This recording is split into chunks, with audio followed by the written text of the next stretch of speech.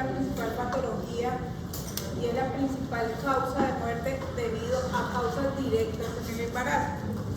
Entonces, la epidemiología está descrito que la preeclampsia causa 1 millón de muertes cada año y principalmente se da en países subdesarrollados, en países en vía de desarrollo, y el 10% de los embarazos que sufren hipertensión arterial.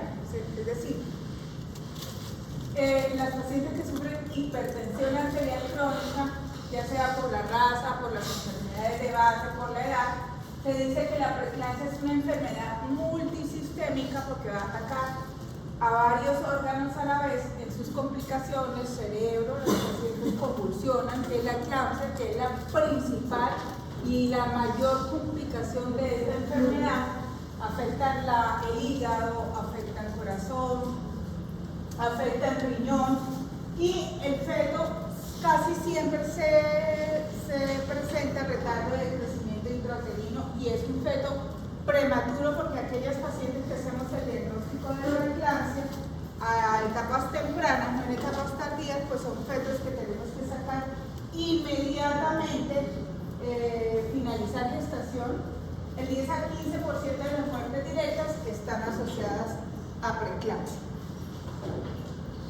Entonces, ¿a qué llamamos que la paciente tenga hipertensión? No, todavía no preeclampsia, hipertensión. A presencia de hipertensión, es decir, que la tensión esté mayor o igual a 140/90 en gestaciones mayores de 20 semanas. ¿Sí? Si nosotros hablamos que la tensión arterial se empezó a elevar mayor de 20 semanas, estamos hablando de una paciente que nos puede desarrollar o hipertensión gestacional o preeclampsia severa. Pero cuando nosotros encontramos hipertensión en pacientes menores de 20 semanas, muy seguramente esa paciente es hipertensa crónica que no se había diagnosticado. Eso es importante para la clasificación. O sea, si ustedes en semana 10, en semana 12 encontraron una paciente hipertensa, no van a decir preeclampsia. Es una paciente que viene hipertensa crónica, se embarazó y no sabía que era hipertensa. ¿Sí? Pero la paciente, si ustedes encuentran una paciente hipertensa entre semana 25, semana 26, es una paciente que tiene un trastorno hipertensivo y lo que les va a clasificar para saber si es hipertensión gestacional o preeclampsia es la proteinuria de orina 24 horas. Acuérdense que la hipertensión es mayor de 140/90 en 2 tomas con separación de 6 horas. O sea, con una sola tensión arterial yo no puedo diagnosticar preeclampsia o hipertensión gestacional. Acuérdense que hay pacientes que solamente por el hecho de ir al médico se les sube un poquito la tensión. Entonces, en un rango de 6 horas, mayor de 140/90, nosotros decimos, sí, esta paciente está cursando con un trastorno hipertensivo. Hasta ahora es un trastorno hipertensivo. Entonces, la clasificación según el inicio de la enfermedad también es importante, porque aquellas pacientes que nos desarrollan preeclampsia a las 39 semanas, pues son de mucho mejor pronóstico. Aquellas pacientes que nos empiezan a desarrollar preeclampsia en semana 32, en semana 34, en semana 30, son pacientes que muy seguramente van a tener fetos prematuritos, recién nacidos prematuros, o pacientes que se van a complicar. Entonces, según el inicio de la enfermedad, tienen peor pronóstico. Entonces, preeclampsia de inicio temprano es aquellas pacientes que uno les hace el diagnóstico menor a las 34 semanas. Estas pacientes van a tener fetos prematuros o van a tener complicaciones, retardos de crecimiento intrauterino severo, y son pacientes que tenemos que sacar prematuramente. La pretérmino, que es la que va de las 34.1 a las 36.6 semanas, es decir, menor de 37 semanas, es decir, 34.1 a 36.6. La preeclampsia de inicio tardío, que es la que va de 34 a 36.6 semanas. La preeclampsia al término, que es la que presenta preeclampsia después de las 37 semanas de embarazo. Y la preeclampsia en el puerperio, que también podemos ver preeclampsia en el puerperio. Importante porque los sistemas de predicción nos van a decir si es temprana o tardía, y de acuerdo a ello, si es temprana o tardía, va a depender la gravedad y el pronóstico de la enfermedad.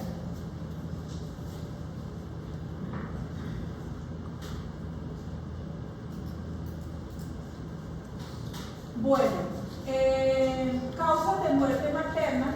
Esto es para determinarle que las preeclampsia es un síndrome de etiología multifactorial asociada a disfunción del endotelio que se manifiesta usualmente a partir de la segunda mitad del embarazo, porque en la primera mitad del embarazo ya les dije que no es preeclampsia ni hipertensión gestacional, sino es una hipertensión arterial crónica. Hay formas atípicas que pueden manejarse sin hipertensión. Entonces llega la paciente al servicio de urgencias o consulta externa y le refiere: doctora, he tenido dolor de cabeza, siento como pitos en los oídos, además tengo una epigastralgia terrible, ve la ecografía, tiene un retardo de crecimiento intrauterino, todo pinta para una preeclampsia severa, y le toman atención y la tensión está normal. Esas son las presentaciones atípicas. ¿Qué les iba a decir aquí importante? Ocasiona morbimortalidad materna y perinatal, es decir, les decía al principio de la charla que puede morirse la madre y el feto. O sea, tenemos que tomar decisión rápida cuando finalizar la gestación, porque es una patología que se nos pueden morir los dos. Entonces, esa es. Entonces, teniendo en cuenta como este abre boca, ¿cuáles son los trastornos hipertensivos del embarazo?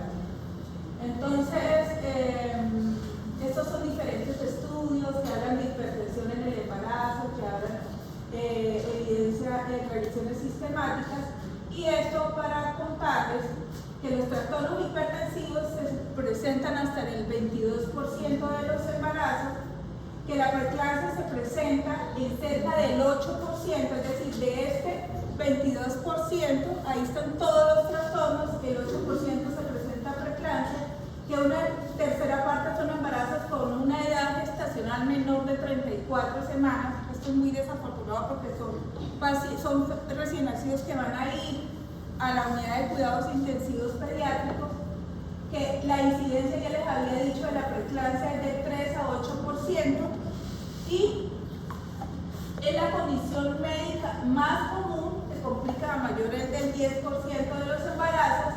Si la incidencia de hipertensión arterial posterior, porque es una paciente que le dio una preeclampsia severa durante el embarazo, nos puede continuar con hipertensión arterial crónica. Entonces, doctora, a mí me dio en el embarazo anterior una preeclampsia severa, estuve en cuidados intensivos y quedé hipertensa desde ese momento. O doctora, a mí me dio preeclampsia en la gestación anterior, me compliqué, estuve en cuidados intensivos y quedó con falla renal posterior.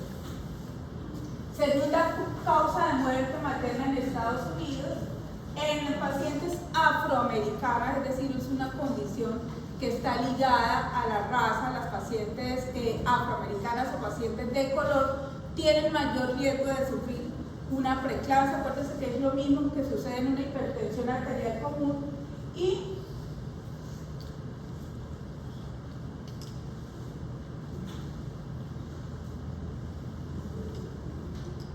bueno, la incidencia varía según el país de origen y calidad de los datos disponibles. No es lo mismo en los países desarrollados, donde tienen mayor screening, donde tienen métodos de predicción más desarrollados que en los países subdesarrollados. En los Países Bajos y de medianos ingresos, las estimaciones de incidencia limitan las encuestas transversales y hay una sobreestimación de datos por elevada proporción de nacimientos en estos hogares. Recuerden que todavía estamos viendo aquí en países subdesarrollados, en estratos 0, 1 y 2, que todavía, a pesar de la alta cobertura en los servicios de salud, todavía siguen presentándose partos domiciliarios en aquellas pacientes provenientes de área rural, ¿no? Fíjense que, miren, en países subdesarrollados, la muerte materna por preeclampsia es más o menos del 15% contra hasta un 1.8% en países desarrollados. Entonces, causas de muerte materna. Aquí tenemos las causas indirectas, por ejemplo, una infección secundaria a algo, un trauma, un accidente, y las causas directas. Las causas directas tenemos la hemorragia, la hipertensión, la sepsis, el aborto, los factores envueltos. Miren que la hipertensión, la primera causa de muerte materna es la hemorragia postparto, y le siguen en orden de incidencia los trastornos hipertensivos. Esto fue a nivel mundial, ¿cierto? Les estoy diciendo, ahora vemos en Colombia. Fíjense que en Colombia pasa diferente. La primera causa de muerte materna son los trastornos hipertensivos. En los países desarrollados como Estados Unidos, la primera causa es la hemorragia postparto y la segunda los trastornos hipertensivos. Pero aquí en Colombia, la principal causa de muerte materna son los trastornos hipertensivos, que pertenecen a las causas directas del embarazo, y las causas indirectas, miren, 50% son causas directas, 38% y 18% en estudio. Las principales son las directas, y de esas directas la principal causa son los trastornos hipertensivos. Preeclampsia, la primera causa de muerte materna, 35% de muertes directas. Y este es el espectro de la enfermedad. Yo les decía que el espectro menos complicado es la hipertensión gestacional. Es decir, son aquellas pacientes que se les sube la tensión mayor a 20 semanas, y generalmente se les una preeclampsia de presentación tardía, es decir, una hipertensión gestacional que simplemente se subió la tensión pero no van a tener complicaciones. Es una paciente que se sube la tensión, no tiene signos de alarma, es decir, no tiene signos de vasoespasmo, como dolor de cabeza, como visión borrosa, como pitos en los oídos, como epigastralgia, que esos son signos de gravedad, es decir, no tiene complicaciones, y además la proteinuria en orina de 24 horas da negativo. Luego, en el espectro de la enfermedad podemos tener preeclampsia sin signos de severidad. Lógicamente, esta hipertensión gestacional se nos puede convertir en cualquier momento en una preeclampsia severa. La preeclampsia sin signos de severidad es una paciente que se le sube la tensión, que no hace signos de alarma, que la proteinuria sí es positiva, pero no tiene complicaciones. Luego venimos con la preeclampsia con signos de severidad, que es la paciente que la hipertensa, que la proteinuria es positiva, tiene síntomas de vasoespasmo, y finalmente tenemos la eclampsia, que yo les decía que es la principal complicación, que es la paciente con preeclampsia severa y que nos convulsiona, que no queremos llegar a eso porque son pacientes que pueden quedar con encefalopatía hipertensiva. Y en el más alto espectro de la enfermedad tenemos la hipertensión arterial crónica, que hace una preeclampsia sobreagregada. Entonces, preeclampsia es, ¿a qué se debe la preeclampsia? La preeclampsia se debe a la invasión del citotrofoblasto. Entonces ahí va la segunda tarea. La primera tarea era ver por qué se desencadena el trabajo de parto. La segunda tarea, ¿por qué nos mando a leer fisiopatología? Porque ustedes, entendiendo la fisiopatología o la fisiología, entienden mejor cuando estudian qué es lo que pasa en el cuerpo normalmente, y cuando ya estudian la enfermedad ya se les hace. Así no hayan leído, yo digo así, si ustedes saben qué funciona, qué pasa normalmente, así no hayan leído el tema, ustedes pueden en un examen, en una presentación, o saber qué es defenderse en un examen, qué es lo que pasa con la enfermedad. Entonces, el problema es con la invasión inadecuada del citotrofoblasto. Este citotrofoblasto, estas arterias de las arterias uterinas son arterias muy estrechas, y acuérdense que este citotrofoblasto invade la arteria uterina y la vasodilata. Cuando está formando, se está formando en la primera implantación del citotrofoblasto, que es para formarse la placenta. Acuérdense en las clases anteriores que en las primeras 12 semanas no hay placenta, que todo depende de la progesterona, depende del cuerpo lúteo, ¿cierto? Para sostener ese embarazo. Ya a partir de las 12 semanas empieza a haber placenta, y esa placenta está formada por el citotrofoblasto y el sincitiotrofoblasto. Esta enfermedad empieza ahí, desde las 11 a 14 semanas, con la invasión del citotrofoblasto. Normalmente las arterias uterinas son arterias estrechas, pero el citotrofoblasto, cuando las invade, las vasodilata para que llegue mejor irrigación a la placenta y por lo tanto haya mayor irrigación al feto. ¿Entienden?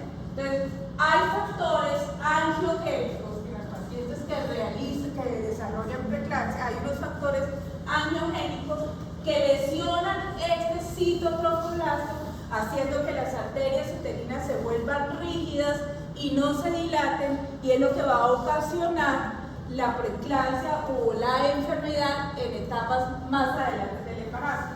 Entonces hay una invasión inadecuada de ese citotrofoblasto, haciendo que la placenta no esté funcionando bien, en pocas palabras.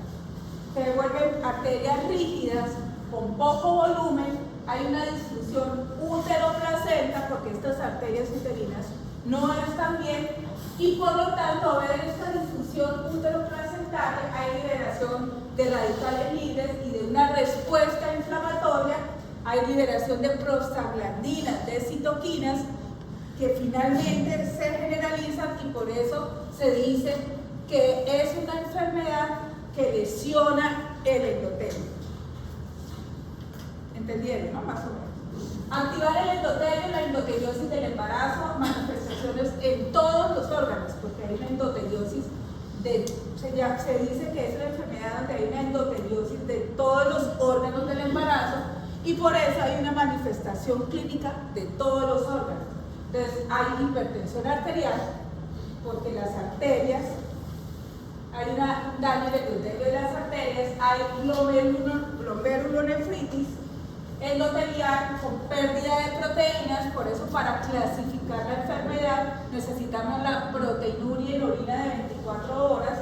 Hay daño hepático que puede causar en el útero, es hematomas o ruptura hepática. Hay hemólisis, trombocitopenia, coagulación intravascular diseminada, fuga capilar, y por eso es el edema de la paciente, una paciente abotargada, con edema de los pies, edema de las manos, edema de la cara. Por eso ustedes van a ver que cuando llegue la paciente así, tan edematizada, la paciente consulta porque le preocupa. Ella ya sabe, doctora, vengo angustiada porque yo creo que se me subió la tensión. Entonces nosotros pedimos, si la paciente está hipertensa, es una preeclampsia hasta que no se demuestre lo contrario. Si la paciente no está hipertensa y no tiene signos de órgano blanco, decimos que es un edema gestacional. ¿Por qué creen que ocurre el edema gestacional? Porque no todo edema, casi todas las pacientes embarazadas se edematizan. ¿A qué creen que se debe el edema gestacional? O sea, no preeclampsia, sino un edema propio del embarazo, no es una preeclampsia. ¿Por qué? Sí, el volumen sanguíneo. Porque a medida que el útero crece, por efecto mecánico, empieza a comprimir los grandes vasos, entre ellas las ilíacas, que se encargan del retorno venoso. Entonces, ese edema, que es de tipo mecánico por la compresión del útero sobre los grandes vasos, generalmente ellas amanecen sin edema y se edematizan más al final del día por la posición.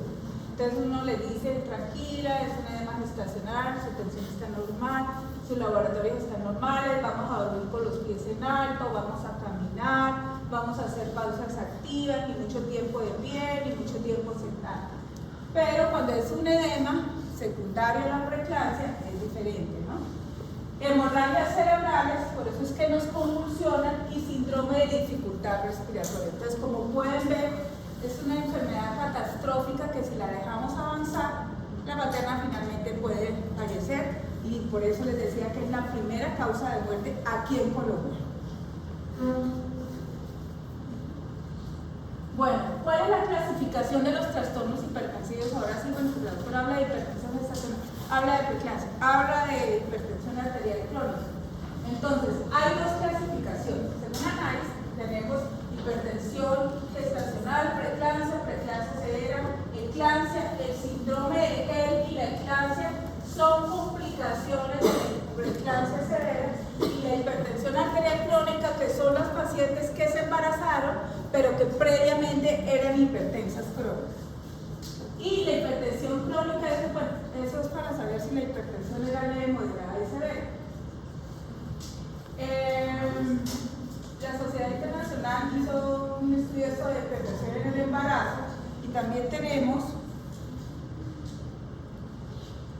bueno, ahí están lo de las hipertensiones, pero la clasificación que nosotros más utilizamos es el de la COP, del Congreso Americano, que es diferente a la otra clasificación. Entonces, aquí tenemos las 6 aspectos. La hipertensión gestacional, que es una paciente que hace hipertensión después de las 20 semanas de embarazo y que tiene la tensión no en rango de no severidad.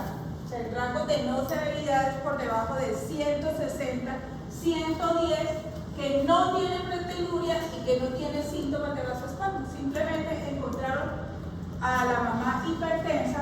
Ante una mamá hipertensa se debe estudiar, entonces le mandan los laboratorios, la proteinuria en orina de 24 horas, y ven que la proteinuria en orina de 24 horas es negativa, no tiene fuga de proteínas y no tiene síntomas de vasoespasmo. Y la tensión obviamente no es severa, porque la paciente que tenga hipertensión arterial severa, así no tenga proteinuria o así no tenga glóbulos blancos, solamente por la tensión usted ya dice que es una hipertensión arterial. Posteriormente tenemos la preeclampsia, que es una paciente que hizo hipertensión mayor de las 20 semanas, ustedes la estudian y la proteinuria da positiva, entonces ustedes ya la llaman como preeclampsia, una paciente preeclámptica que no tiene signos de vasoespasmo y que no tiene signos de órgano blanco. O sea, ustedes le toman el resto de laboratorios y no tiene falla renal, no tiene trombocitopenia, no tiene elevación de las transaminasas, no tiene los órganos, no ha hecho lesión de órgano blanco, no tiene síntomas de vasoespasmo, pero tiene la tensión alta y el rango de no severidad y tiene proteinuria. Luego venimos con la paciente con preeclampsia severa. Entonces, la preeclampsia severa la podemos definir en varias formas. Es la paciente con hipertensión arterial severa, es decir, que la tensión está en 170, 115. Hay pacientes que dicen, no, yo me siento bien, dolor de cabeza, no, bien. No, bien. Toman uno de los laboratorios y están todos bien, pero la paciente tiene preeclampsia severa nada más por las lesiones. ¿Sí? Esa paciente hay que finalizar el embarazo. O sea, preeclampsia severa es igual a finalizar el embarazo. Escuchen, a finalizar el embarazo, no a cesar, a finalizar el embarazo. Porque si la paciente preeclámptica severa llega con 7 centímetros de dilatación, estabilícenla y salen el embarazo, ¿sí? Y finalicen el embarazo. No es igual a cesárea, es igual a finalización del embarazo. O tenemos la paciente que no está con hipertensión severa, ustedes le toman los laboratorios, es decir, aquí hay una tensión de 150 a 100, no es una hipertensión severa, pero toman los laboratorios y la paciente tiene trombocitopenia, o la paciente tiene elevación de las enzimas hepáticas, o la paciente llegó con creatinina elevada, así no tenga premonitorios y así la tensión no esté en rangos de severidad, es una preeclampsia severa porque ya hay lesión de órgano blanco. O tenemos la paciente que llega convulsionando, llegó convulsionando y está embarazada. La paciente que llega convulsionando, escuchen, hasta que no se demuestre lo contrario, es una preeclampsia severa. Llega la paciente convulsionando con tensión arterial en 140/90, pero llegó convulsionando. Es una paciente con una preeclampsia severa que si no la estabilizamos la paciente les muere. Tiene que ir a cuidados intensivos, estabilizarle la tensión, pedirle todos los laboratorios y es una paciente que va para cuidados intensivos.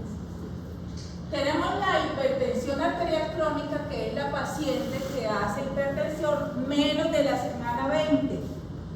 Es decir, que si ustedes encuentran tensiones arteriales en 2 oportunidades con rango de 6 horas menos de la semana 20, es una paciente hipertensa crónica que no sabía que estaba embarazada. O puede suceder lo contrario, les llega el control prenatal y les dice, doctora, yo soy hipertensa crónica, voy a iniciar mi control prenatal. ¿Qué toman para la hipertensión? Tomo la betalol, o tomen enalapril con el hidroclorotiazida. Entonces ustedes hacen los cambios de fármaco porque eso no lo damos durante el embarazo.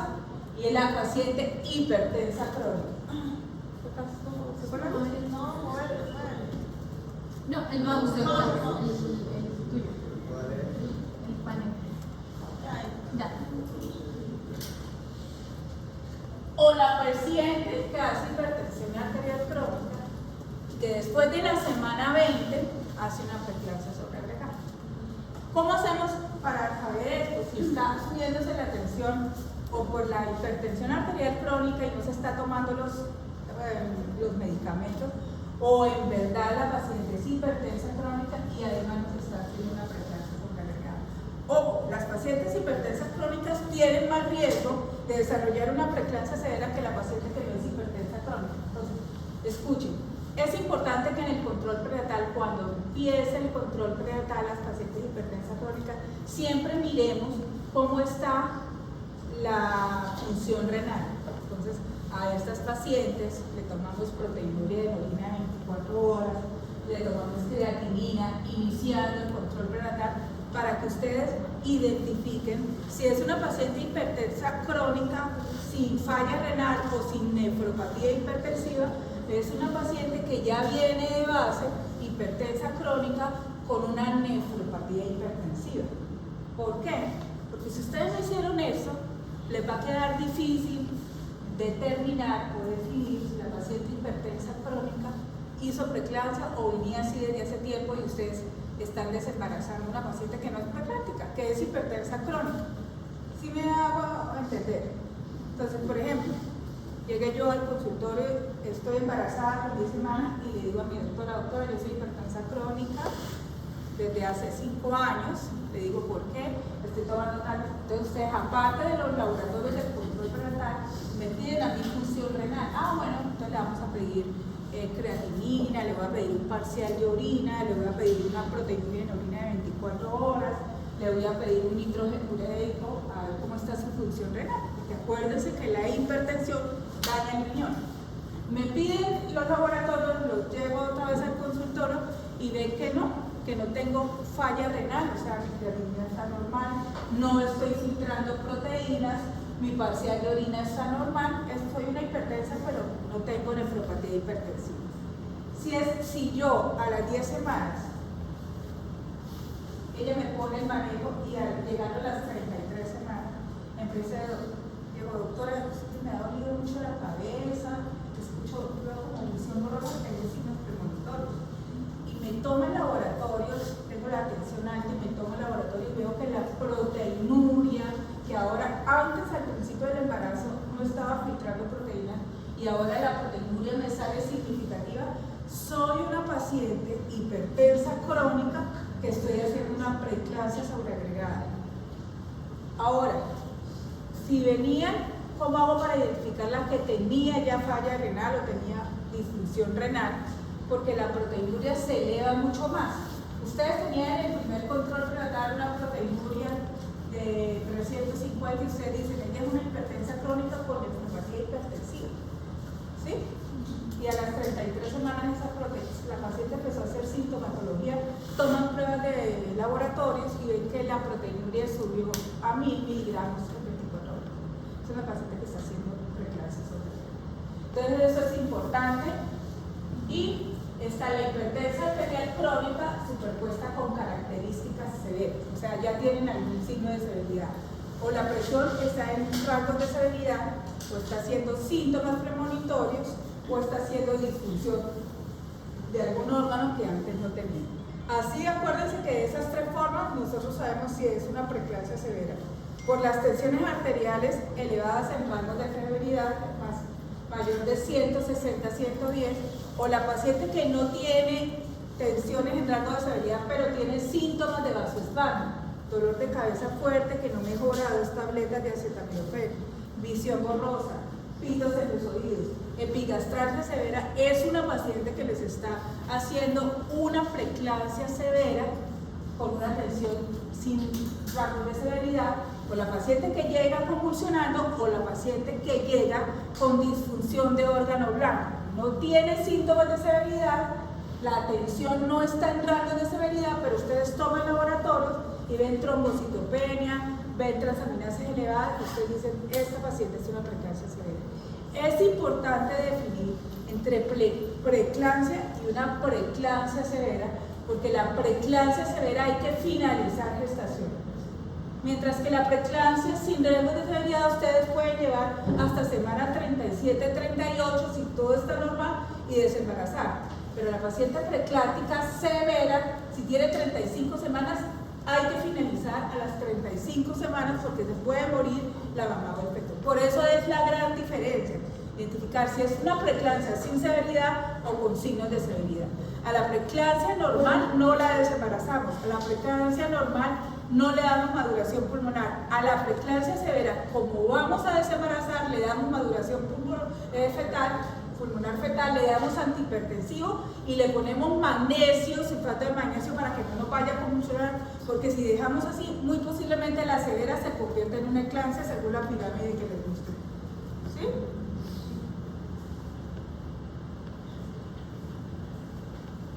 ¿Cuál es la prevalencia de cada entidad? Entonces ahí tenemos la hipertensión arterial crónica 1%, la hipertensión gestacional 3%, la preeclampsia del 2 a 4%, y aquí tenemos complicaciones. Esto es para mostrarles que lo menos común es que llegue la hipertensión crónica, porque lógicamente, acuérdense que la hipertensión crónica es más o menos una enfermedad de etapas mayores de edad, ¿sí? Entonces por eso es menos. ¿Cuáles son las complicaciones? La eclampsia, que es la paciente que nos convulsiona, o el síndrome de Gel, porque hay falla hepática, o sea, hay disfunción hepática. Los síndromes de Gel se dan en todas las pacientes que están con preeclampsia severa. Bueno, ahí seguimos notando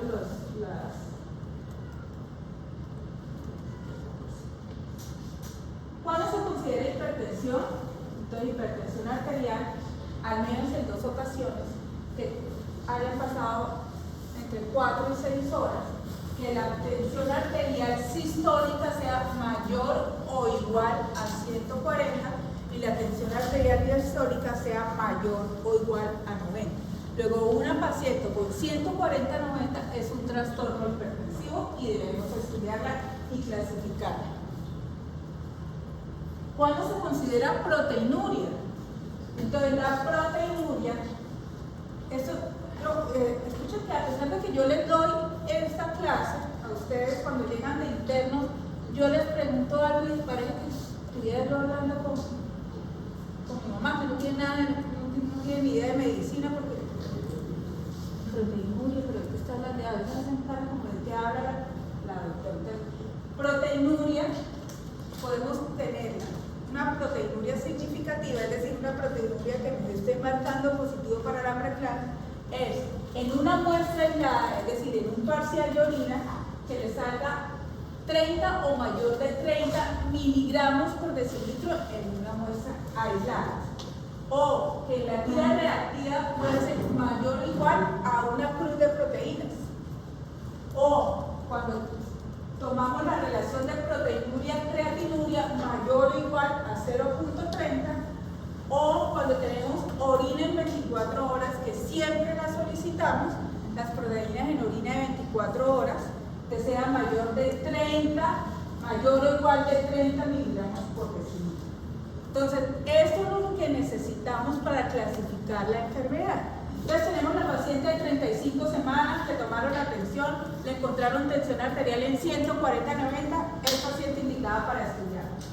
Marca todos los laboratorios, cuadro hemático para saber cómo están las plaquetas, transaminasas, porque acuérdense que yo les dije que causaba difusión de hígado, creatinina para ver cómo está el riñón, la lactato deshidrogenasa y un parcial de orina.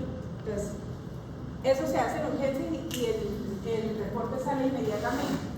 Esa paciente todo le salió normal y en el parcial de orina no hay proteinuria. Hasta ahora, hasta que no se demuestre lo contrario, una hipertensión gestacional porque no está filtrando orina.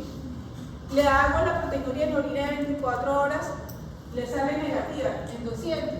Entonces es una paciente que es hipertensa gestacional. Acuérdense de la pirámide, es la que está en esta base.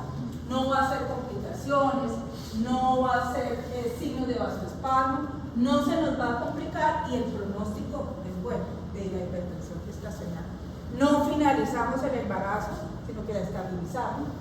Pero si a ese paciente hipertensa le tomamos la proteinuria y salen 400, 300, 500, es una, o tiene mayor de 30 miligramos por decilitro en muestra ya, es una paciente que está haciendo preeclampsia hasta ahora.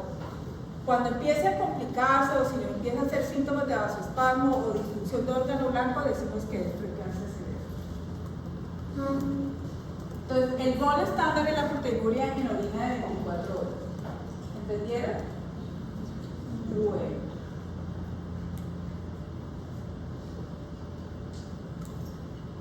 Esto es para mostrarles que según el ACOG,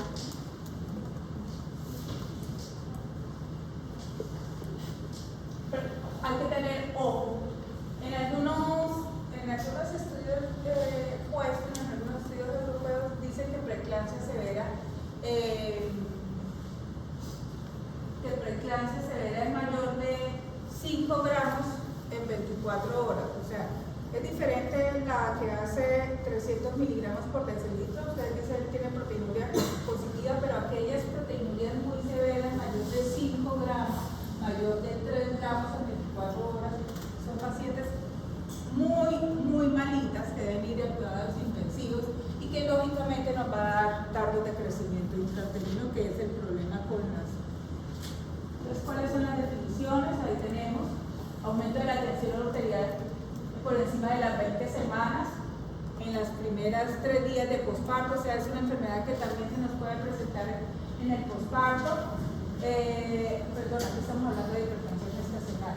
La proteinuria es negativa, hipertensión arterial crónica cuando la tensión elevada por más de 12 semanas del posparto, es decir, a las pacientes con preeclampsia siempre miramos, las seguimos vigilando durante el puerperio y después del puerperio, y la paciente que quedó con hipertensión arterial crónica es la paciente que después de las 12 semanas del puerperio quedó hipertensa.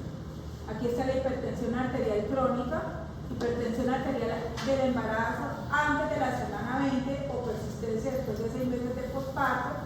La prevalencia es muy poca, hipertensión primaria o esencial, que es la principal, y hipertensión secundaria el 10% de los casos. O sea, la hipertensión primaria es lo que primero se presenta, ¿sí? Es muy raro la paciente que venía hipertensa crónica.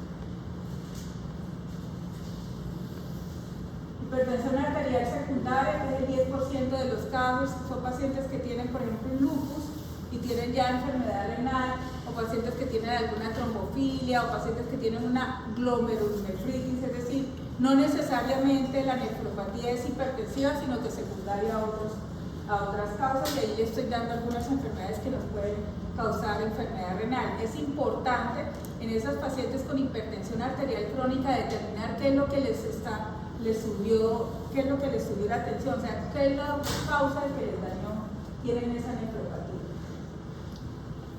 Aquí tenemos la hipertensión arterial crónica más preeclampsia sobrepuesta, es la exacerbación de la hipertensión que previamente venía bien controlada.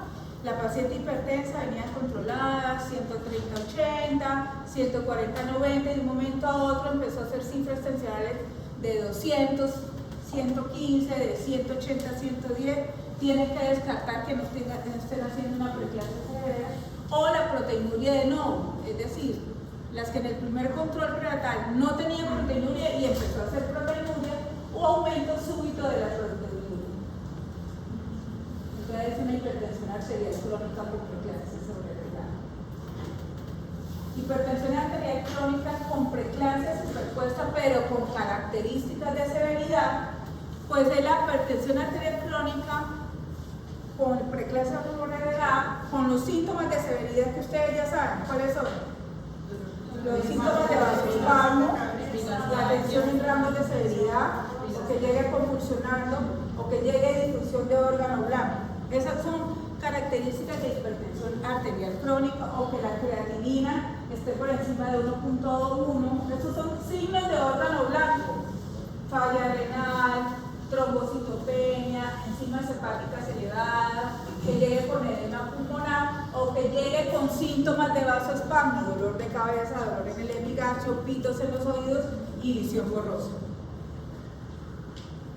El 13-40% de mujeres con hipertensión arterial crónica desarrollan esta entidad. Por eso yo les decía, una paciente que no es hipertensa crónica versus hipertensión crónica tiene mucho más riesgo, y eso debemos identificarla dentro de los factores de riesgo para darle prevención. ¿Con qué damos prevención?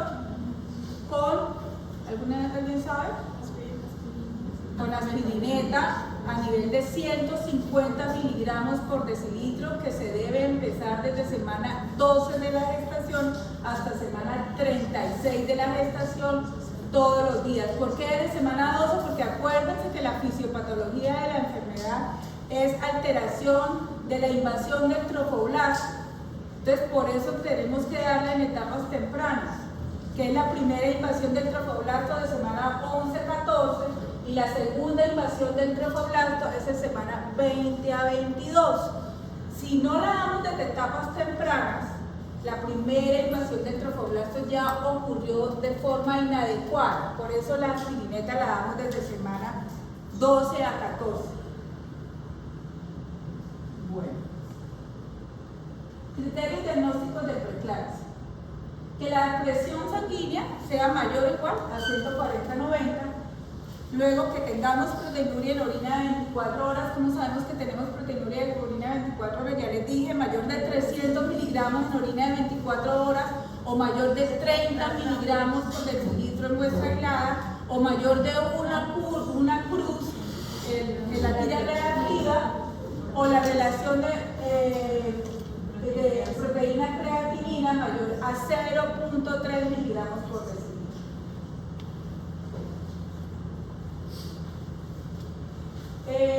¿Cuáles son las complicaciones? Compromiso hematológico, por eso siempre pedimos cuadro hemático para ver las plaquetas. Plaquetas por debajo de 150 miligramos por decilitro es la cuenta que nosotros llevamos. En algunos textos, algunos autores van a encontrar mayor de 100, no, mayor de 150. Luego esa paciente que le toman el cuadro hemático y las plaquetas empezaron a disminuir y la encuentran en 140, ya está haciendo un síndrome de Hell, ya está haciendo disfunción hepática. Lo que pasa es que podemos tener la clasificación de ese síndrome de Hell según el reporte de las plaquetas. Miramos compromiso renal. Acuérdense que la mujer embarazada, eso ya lo vieron también, en cambios fisiológicos del embarazo, ¿cómo tienen la creatinina las pacientes embarazadas?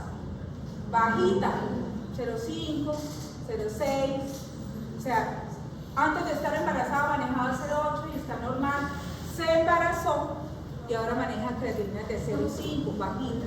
Si esa creatinina empieza a subir, mayor de 0.7, ojo, 0.7 no es falla renal, pero en una paciente embarazada, esto ya prende la alarma, porque las pacientes embarazadas manejan. No estoy diciendo que con 0.7 ustedes van a decir, la paciente está haciendo falla renal, doctora, toca desembarazar, pero toca tener mayor ojo que una paciente no embarazada, porque ustedes se quedan tranquilos y la paciente no está embarazada y 0.7 no quiere decir nada. Pero sí les prende la alarma a ustedes a estar más atentos si ya la creatinina empieza a subir.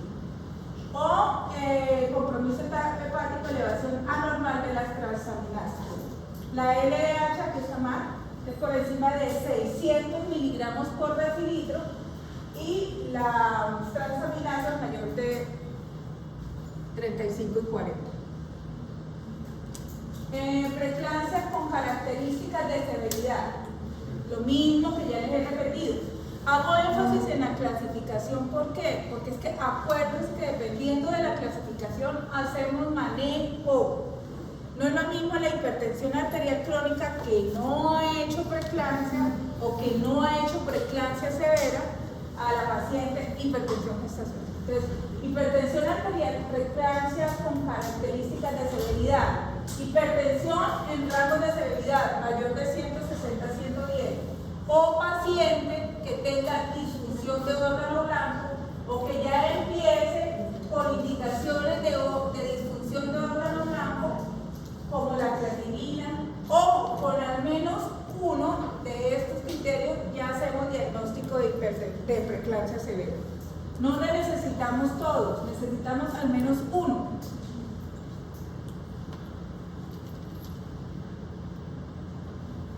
Eclampsia, fase convulsiva, una de las manifestaciones, no, es la más severa de este espectro de la enfermedad.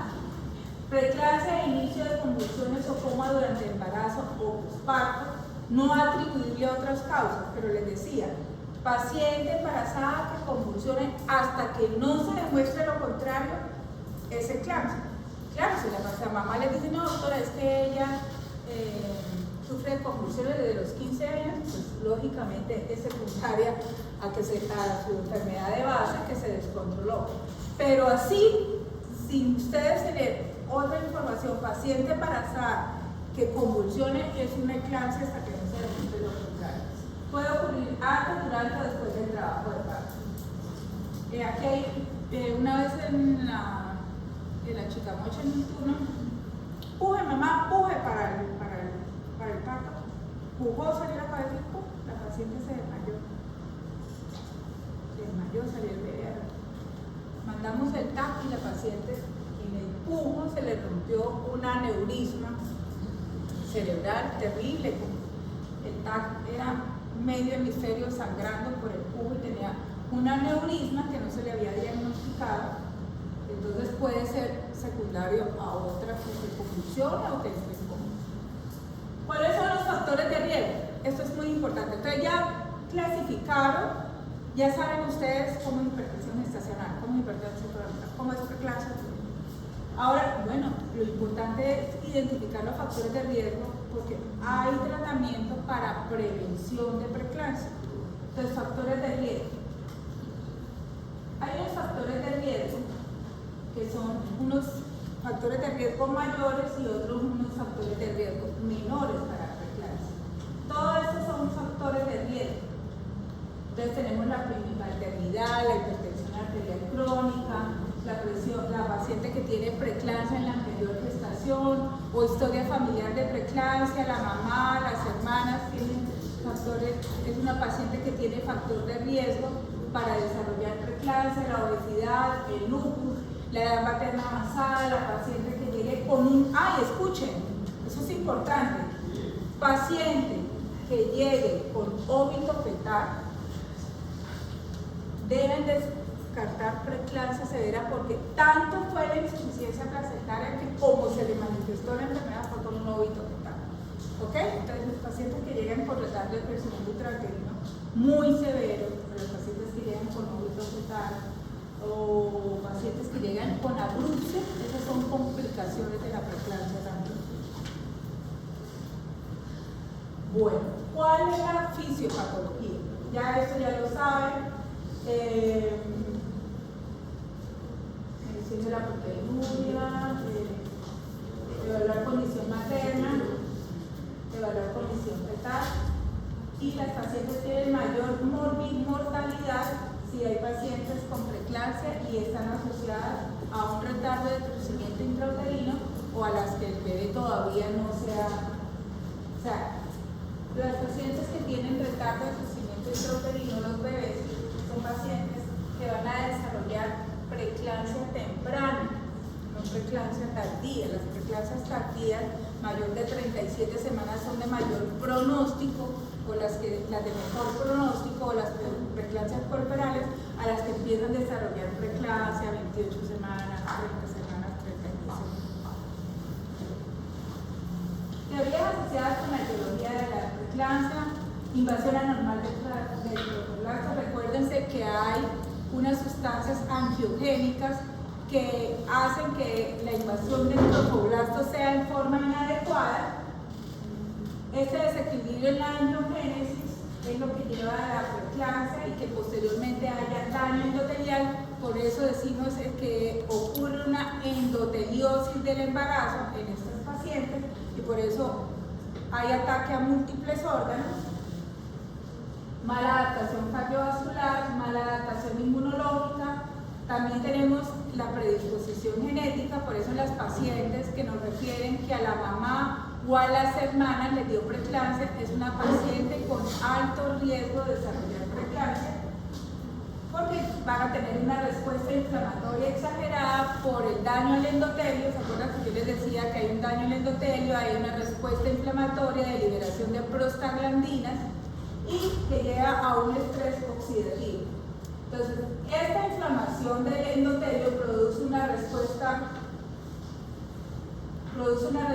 multisistémica que se manifiesta en la circulación, sobre todo en las células endoteliales, en los leucocitos, en las plaquetas, induciendo cambios a proteínas de la coagulación, complemento y cambios de citoquinas proinflamatorias circulantes y que lleve a un estrés oxidativo. Aquí están las arterias espirales, ¿sí?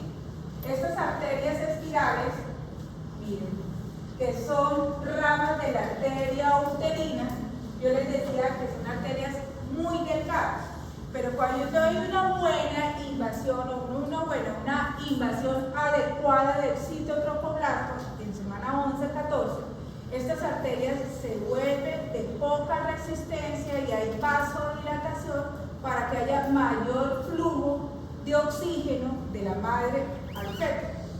Por estos factores angiogénicos que vamos a ver, hay una invasión inadecuada de este citotrofoblasto, haciendo que estas arterias se vuelvan de más resistencia, no de poca resistencia, sino que aumenta la resistencia de las arterias y se vuelven arterias de poca perfusión de este oxígeno. Eso es lo que ocurre, esa es la fisiopatología. Entonces, hay preeclampsia placentaria tan temprana, interacción entre placenta normal y vasculatura materna normal se desarrolla y la preeclampsia materna tardía, que es la que tiene mejor pronóstico, respuesta inflamatoria sistémica vascular en una embarazada, está facilitando el desarrollo de la preeclampsia. Entonces, la placentación anormal. Lecho placentario y arterias espirales son invadidos por el citotrofoblasto extravelloso y que invaden la decidua y un tercio interno, la decidua y un tercio interno del miometrio. O sea, invaden también la parte muscular de esas arterias, no solamente la parte interna, sino también un tercio del miometrio. Y entonces eso hace que haya vasodilatación y que tengan baja resistencia. Pierde el músculo liso por esa invasión, pierde el músculo liso, se dilata para que haya una vasodilatación de las arterias espirales y haya mayor flujo sanguíneo. Eso es lo que normalmente pasa, ¿sí? Eso es como para mostrarles que aquí está invadiendo ese trofoblasto, estas arterias espirales, y entonces en la etapa inicial del embarazo, miren, a final del primer trimestre, y ya no solamente invaden la parte interna, sino que también la parte muscular, en la parte de...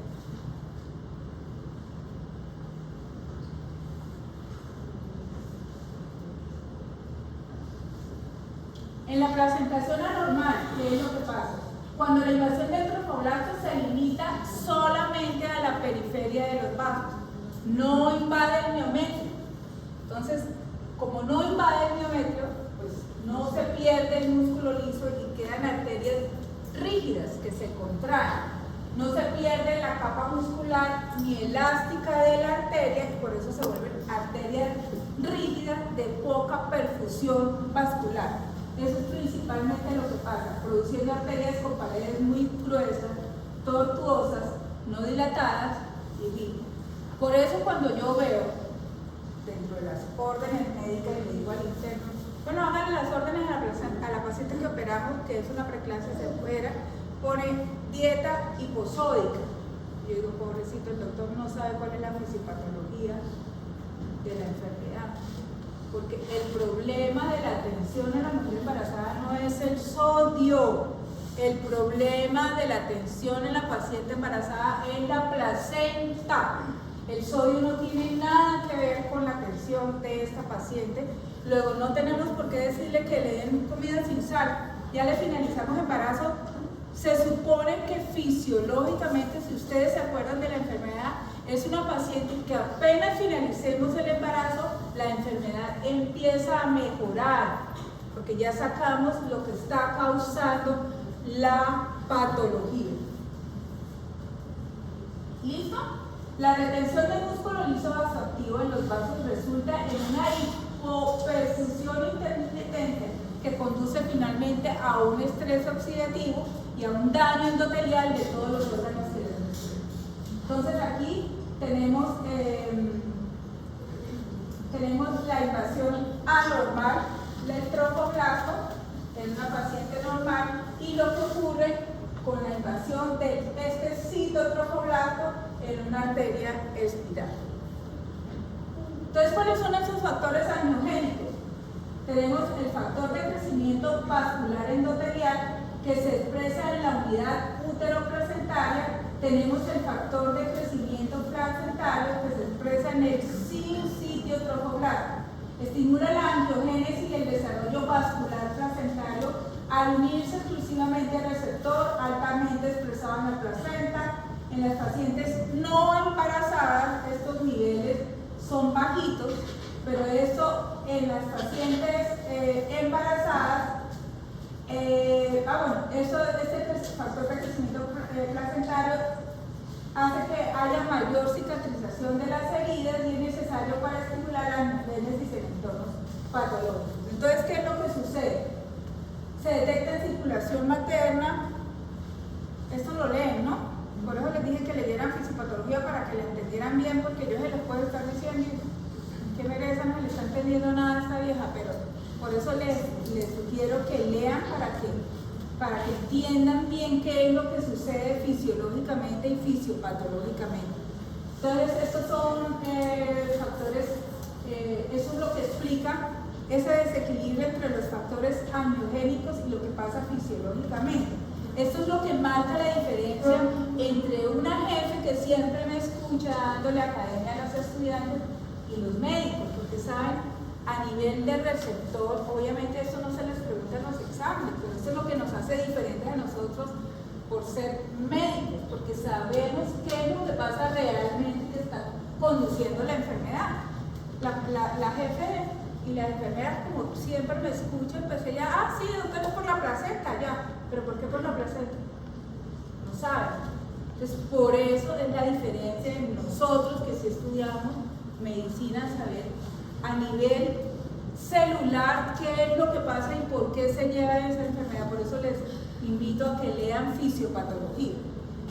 Se detecta en circulación materna, bueno, esto es pura fisiopatología.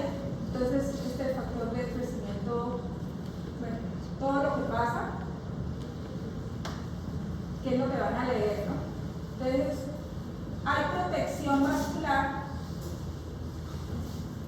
y hay disfunción vascular, teniendo en cuenta este desbalance entre factores angiogénicos y que finalmente haya disfunción del endotelio. Eso es lo que quiero que estudien. Pilas, porque si puedo pasar a alguien que nos lo explique bien a todo el grupo. Entonces, la preeclampsia materna, ya hay una alteración endotelial materna previa, ya hay disfunción vascular y esa disfunción vascular se va a aumentar durante durante la gestación, por eso desencadena preeclampsia y y tenemos la hipertensión arterial crónica que no se relaciona necesariamente con la placentación arterial. ¿Ok? Eso es todo fisiopatología. Bueno, entonces, ¿por qué estas patologías son factores de riesgo para preeclampsia? Porque todas tienen en común denominador que tienen inflamación sistémica. Entonces, la paciente hipertensión arterial crónica, la paciente obesa, la paciente con diabetes o la paciente con síndrome metabólico. Ocurre una inflamación sistémica del embarazo, una inflamación vascular preexistente excesiva y que hagan preeclampsia estas pacientes. ¿Ok? Eso con respecto a la placenta, lo que ocurre a nivel de la placenta y lo que ocurre a nivel de que haya aterosis. La aterosis va a disminuir el calibre de las arterias, teniendo impacto sobre el flujo sanguíneo intervenoso. No todas las pacientes preeclámpticas desarrollan aterosis aguda y algunos embarazos sin preeclampsia presente o aterosis aguda, especialmente cuando se complican con retardo de crecimiento. Y finalmente ocurre la trombosis. O sea, eso es para demostrarles que es lo que van a leer, los 3 pasos de la fisiopatología. Entonces, primero cómo ocurre lo de la placentación anormal, luego lo de la aterosis y luego lo de la trombosis. La lesión predispone a trombosis local, obstrucción arterial completa, que lleva a infartos placentarios, y estos infartos placentarios, pues lógicamente llegan a una disminución. Aterosis y trombosis llevan a lesiones en extremos distales de las arterias espirales, no hay remodelación de las arterias, se producen células espumosas, hay necrosis, hay infiltración linfática perivascular, a eso se refiere lo de la respuesta inflamatoria, una inflamación sistémica generalizada y que van a exacerbar la preeclampsia. Esas son para las enfermedades que están acompañadas y que son factores de riesgo. El estrés oxidativo puede causar anomalía placentaria. Sí puede causar alteraciones placentarias. ¿Cuándo se produce estrés oxidativo? Pues cuando hay remodelación anormal de las arterias espirales y sometiendo a este sincitio trofoblasto estrés oxidativo que genera el estrés oxidativo, necrosis focal de áreas de la placenta, ampliación de la respuesta inflamatoria materna y cambios morfológicos en respuesta al estrés, como aumenta la apoptosis, aumento de la secreción de productos antiangiogénicos y proinflamatorios, que es lo que finalmente lleva a que digamos que es un síndrome multiorgánico.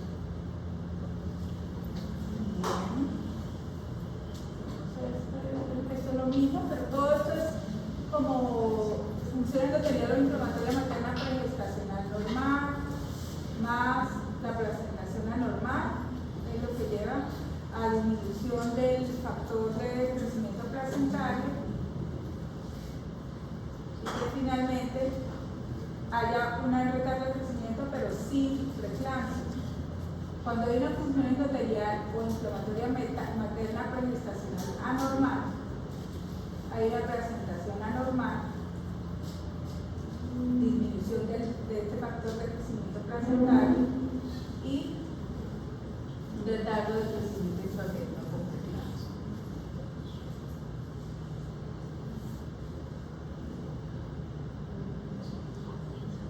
¿Cómo se podría clasificar la preeclampsia? Entonces ya dijimos que la de inicio precoz o la de inicio tardío, la frecuencia, mire que es mayor la de inicio tardío, es mayor la morbilidad alta, entre más temprana se desarrolla la preeclampsia, la morbilidad es más alta. La madre con índice, las preeclampsias precoces o tempranas son generalmente pacientes con una situación hemodinámica descompensatoria, por ejemplo la paciente hipertensa o la paciente con una diabetes. las de inicio tardío. El feto en las precoces da siempre retardo de crecimiento intrauterino, mientras que las preclases tardías son fetos normales. Las placentas de inicio precoz, de preclase de inicio precoz, uno saca la placenta, son placentas chiquiticas, y las arterias uterinas y la predicción. Entonces, esa es la gran diferencia entre preclancia de inicio precoz e inicio tardío, y teniendo en cuenta el tratamiento y teniendo en cuenta el pronóstico, por eso es importante determinar. Este cuadro me gustaría que lo entendieran, ¿no? Ya con todo esto. La de inicio precoz, factores, la paciente que tiene factores de riesgo, síndrome materno, las que hacen antes de las 34 semanas, o sea, las que se complican, las que hacen disfunción hepática o disfunción renal, la severidad presente en la de inicio precoz.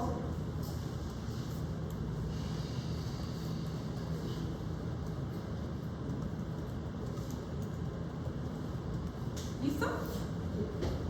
Bueno, esa es la parte de epidemiología, de definición y de fisiopatología de la enfermedad. Por eso yo les decía que esta clase es larga, porque nos falta diagnóstico, nos faltan predictores.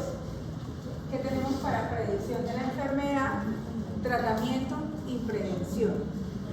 Son dos clases más. ¿Qué hora es?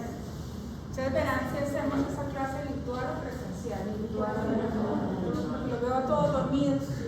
Pero entonces, explica muy chévere. pues a mí me gusta el tema, Pero si ya estamos pero ya estoy cansada. Entonces me faltan dos clases. Entonces, ¿qué proponen? ¿Cuándo? Virtual o presencial. Es que yo lo hago venir porque es que a nosotros nos dieron la orden. A pesar de que algunos colegas vienen diciendo, hagámosla virtual, el doctor Pedro nos dijo que como ya no estábamos en pandemia, fuera presencial. Y a mi parecer, a mí, yo como estudiante, yo, poniéndome en el lugar de ustedes, a mí me parece que uno aprende más presencial. Porque uno le hace fácil ir al baño,